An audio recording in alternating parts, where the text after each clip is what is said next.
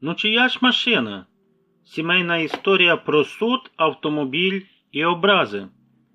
Світлана Петрівна була жінкою з характером. Її життя складалося з принципів, правил і переконань, що вона завжди має рацію. Особливо, коли йшлося про її єдиного сина Олексія. Вона виховала його сама, після того, як чоловік пішов з родини, ще тоді, коли Олексієві не було й 10 років. Тому Світлана Петрівна вклала в сина все – час, гроші, сили, молодість і навіть здоров'я. Вона завжди наголошувала, що Олексій – її гордість і сенс життя. Коли син привів у дім невістку, тиху, спокійну і трохи сором'язливу Олену, Світлана Петрівна сприйняла це як особисту поразку. «Вкрали мого хлопчика», – думала вона. Хоч Олена й намагалася догодити свекрусі, купувала подарунки, пекла пиріжки, питала поради, це не допомагало. Світлана Петрівна бачила в ній суперницю, яка хоче забрати в неї сина, а разом з ним усе нажити важкою працею. Проблема назріла з покупкою автомобіля. Олексій давно мріяв про власну машину, і після весілля подружжя почало відкладати гроші. Але заробітки були скромні. Обоє працювали вчителями. Коли за 2 роки вони назбирали половину суми, Світлана Петрівна несподівано запропонувала свою допомогу. «Я вам докладу решту, але авто запишемо на мене. Так буде надійніше. Раптом що? Не поділишся потім?» Олена насторожилася. Вона не хотіла, щоб машина, яку вони купують для своєї сім'ї, була записана на свекруху. Та Олексій її заспокоїв. «Не переймайся. Мама просто хвилюється. Машину купимо і все одно будемо користуватися самі». Так і зробили. Взяли Шкоду Фабію. Такого файного бежевого кольору на механіці. Олексій її обожнював. Мив кожні вихідні. Купував нові килимки, повісив на дзеркало ароматизатор у формі дирижабля. На дачу їздили у Карпати, навіть в Одесу. Перше з Оленою побудували на морі навіть і замок з піску. Світлана Петрівна перші місяці не втручалася, але з часом її почало дратувати, що її машина стоїть під під'їздом у невістки, що невістка на ній їздить на роботу, що син не кличе її на прогулянки, а найбільше, що про неї забули. «Ти мені не телефонуєш, не питаєш, як здоров'я, а я тут одна. Машину я купила, і все. Вже не потрібна?» Жалілась вона Олексієві телефоном. Олена слухала ці розмови мовчки. Але щоразу, коли Олексій повертався від мами, ставав похмурим і задумливим.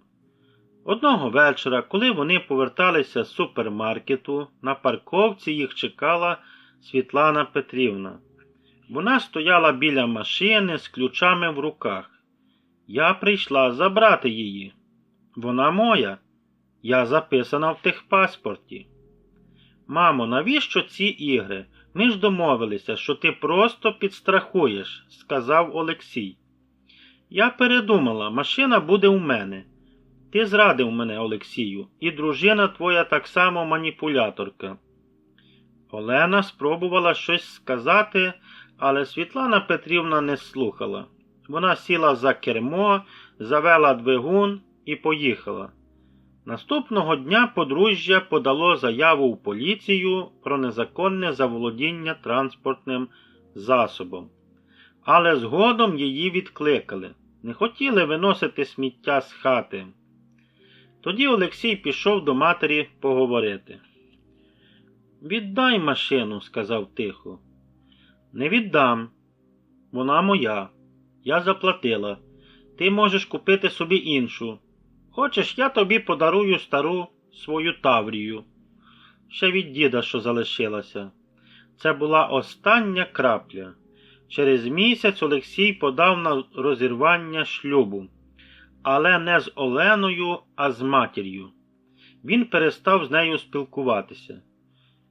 Світлана Петрівна, відчуваючи поразку, вирішила зробити останній крок. Подати до суду не на сина, а на Олену. Позов був чітко сформульований про витребування майна у незаконного користувача та відшкодування моральної шкоди. У ньому йшлося про те, що невістка користувалася її автомобілем без дозволу, псувала його, перевозила сумнівних осіб.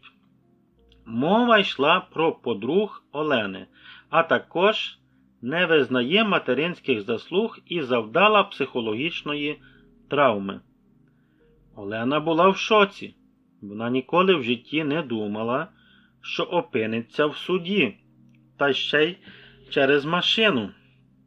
У залі суду свекруха сиділа гордо, з блокнотом у руках, у дорогому пальті, купленому на пенсію. Олена бліда, з папкою документів і адвокатом, якого найняла її подруга-юристка безкоштовно. Суд тривав 2 місяці. Слухали свідків, переглядали переписку, технічний стан авто, навіть фото з подорожей. З'ясувалося, що Олена не мала доступу до техпаспорту. Не могла ні продати, ні переоформити авто. Лише їздила на ньому разом з чоловіком. Адвокат Олени підготував зустрічний позов про встановлення факту спільного користування майном всього подружжя. І нагадав суду, що за Цивільним кодексом України майно набуте в шлюбі вважається спільним, навіть якщо записано на родичів, якщо були спільні інвестиції. На останньому засіданні суддя поглянув на Світлану Петрівну і сказав: «Шановна, тут не кримінальна справа і не шоу. Ви, мабуть, забули, що суд не вирішує сімейних конфліктів, коли їх можна вирішити в родині. Вирок був справедливий. Машина залишалася у користуванні подружжя, але власницею юридично залишалася свекруха. Суд відмовив у моральній компенсації. Адвокат порадив Олені з чоловіком подати окремий позов про повернення коштів, вкладених у майно. Після суду Олексій остаточно порвав із матір'ю. Купили старий Форд, на цей раз оформили на обох. Світлана Петрівна більше не дзвонила. Сусіди казали, що вона жалілася на невдячного сина і зрадницю невістку, але більше нікого в суд не тягала. Через 2 роки вона зателефонувала, тихо крізь сльози сказала, що хоче побачити онука. Олена довго думала, але потім відповіла: «Онук виросте і сам вирішить, чи хоче вас бачити, а машину ми вам так і не подряпали».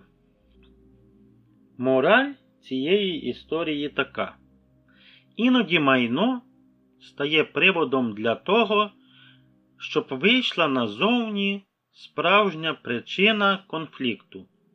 Незцілені образи, почуття власності і неготовність відпустити нікому ще користі не принесло.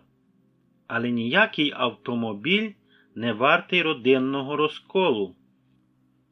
Тому якщо у когось була в житті подібна історія, то нехай цей приклад допоможе вам зробити правильний крок у житті.